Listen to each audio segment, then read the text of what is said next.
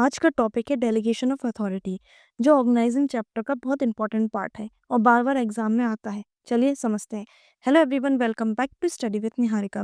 Delegation का simple मतलब है सुपीरियर अपने काम का कुछ हिस्सा अपने सबऑर्डिनेट को दे देता है, साथ में उसको काम करने की अथॉरिटी भी दे देते हैं और रिजल्ट के लिए वो सबऑर्डिनेट को आंसरेबल भी बना देता है। और थोड़ा फॉर्मल वे में समझते हैं। Delegation is the process of sharing responsibility and authority bye manager with his subordinate and holding them accountable for performance। यानी तीन चीजें साथ साथ मूव करती हैं: duty, power to take decisions and जवाबदेही फॉर रिजल्ट्स। अब बात करते हैं डेलीगेशन के तीन एलिमेंट्स के बारे में। First, responsibility means duty.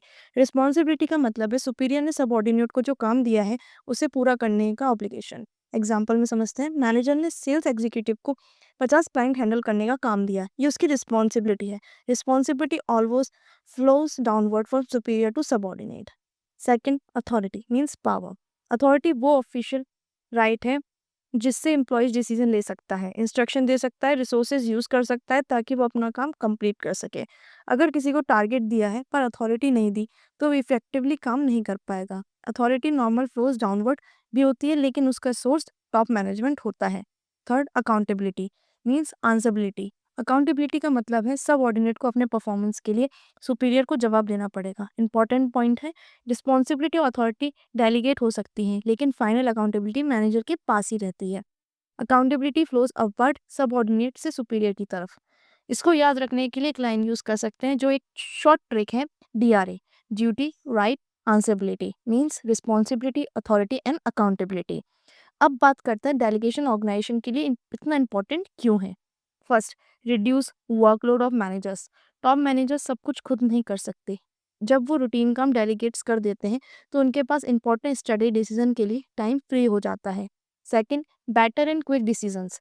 जब अथॉरिटी नीचे लेवल पे एम्प्लॉयज़ को दी जाती है तो वो ग्राउंड लेवल पे इंफॉर्मेशन के बेसिस पर जल्दी डिसीजन ले सकते हैं। इससे स्पीड और रिस्पॉन्सिवनेस इंप्रूव होती है। Third, improved efficiency. Right person को राइट अथॉरिटी मिलने से काम फास्ट और इफेक्टिवली होता है। बॉटलनेक्स कम होते हैं, डिलेज रिड्यूस होते हैं। Fourth, growth of organisation. Delegation से मल्टीपल मैनेजर्स साइमल्टेनियसली काम हैंडल करते हैं। इससे ऑर्गेनाइजेशन एक्सपेंड कर सकती है, new branches, new product, new market handle कर सकती है। Fifth, better coordination. जब रोल्स और अथॉरिटी क्लियरली डिफाइंड होते हैं तो ओवरलैपिंग ऑफ वर्क कम होता है और कोऑर्डिनेशन ऑटोमेटिकली इम्प्रूव हो जाती है। अब बात करते हैं इंपॉर्टेंस ऑफ डेलीगेशन की। डेलीगेशन सिर्फ ऑर्गेनाइजेशन के लिए ही नहीं है, एम्प्लॉयज़ के लिए भी बहुत बेनिफिशियल है। First, development of employees. जब सबऑर्डिनेट्स को अथॉरिटी मिलती है वो नए डिसीजन लेते हैं, मिस्टेक से लर्न करते हैं, उनकी कैपेबिलिटीज़ ग्रो होती हैं। इससे उनका कॉन्फिडेंस और स्किल दोनों डेवलप होते हैं। Second, motivation and job satisfaction. Authority मिलने से एम्प्लॉयज़ को ट्रस्ट फील होता है, उसे लगता है कि ऑर्गेनाइजेशन उसको इम्पोर्टेंट समझ रही है। इससे मोटिवेशन और जॉब सेटिस्फैक्शन दोनों बढ़ते हैं।